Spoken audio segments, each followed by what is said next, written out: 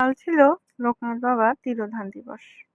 প্রতি বছরের মতো এবছরও আমি ছোট করেই আমার মতো করে পুজো করেছি। কিন্তু আজ এক অদ্ভুত গল্পের কথা তোমাদের বলব। আমার এই ছবিটা লোকনাথ বাবার আমার কর্তা ছোটবেলায় কোনো এক আত্মীয়র বাড়িতে গিয়ে বাতের ক্যালেন্ডার থেকে পছন্দ করেছিল।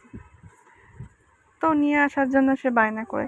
আমার শাশুড়ি মা প্রথমে সেটি নিয়ে আসতে চায়নি, কিন্তু যাই হোক, ছেলের অদ্ভুত জেদের বশে হেরে গিয়ে শেষমেশ সে নিয়ে আসে।